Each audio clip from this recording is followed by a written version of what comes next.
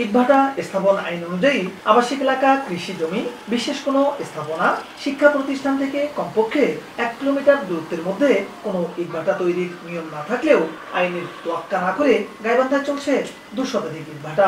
বিশেষ প্রতিষ্ঠান, হাটবাজার ও আবাসিক এলাকায় গড়ে ওঠা এসব ইটভাটার ধুলাবালু ও কালো ধোঁয়ায় দূষিত হচ্ছে পরিবেশ। খরচ ক্ষমতা হারাতে বসেছে গাছপালা, উৎপাদন কমে যাচ্ছে ধান সহ বিভিন্ন ফসলের। এদিকে এসব অবৈধ ইটভাটার মাটির যোগান দিতে টপসয়েল কেটে নেয় জমিগুলো অনাবাদী হয়ে পড়ছে। অন্যদিকে ড্রাম ট্রাক, ট্রাক্টর ও টলি দিয়ে ইটভাটার ইট ও মাটি আনা নেয় নষ্ট হচ্ছে গ্রামীণ সড়ক। আবার অনেক ইটভাটায় পোড়ানো হচ্ছে গাছ। 2-1টিতে জরিমানা ছাড়া দৃশ্যমান কোনো ব্যবস্থা নেওয়া হয় না বলে অভিযোগ স্থানীয়দের।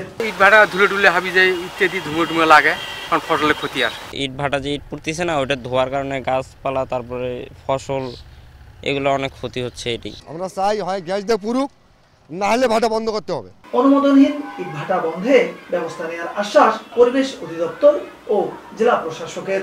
আমরা পরিবেশ অধিদপ্তর থেকে ব্যবস্থা নিতে পারি, তাদের বিরুদ্ধে পরিবেশ আইনে আদালতে মামলা করতে পারি, কিংবা আমরা সদর দপ্তরের এনফোর্সমেন্ট শাখায় জানাতে পারি। সেখান থেকে যদি আমাদের ম্যাজিস্ট্রেট প্রদান করা হয়, সেক্ষেত্রে আমরা সদর দপ্তরের ম্যাজিস্ট্রেট তাদের মাধ্যমে পরিচালনা অব্যাহত করতে পারি।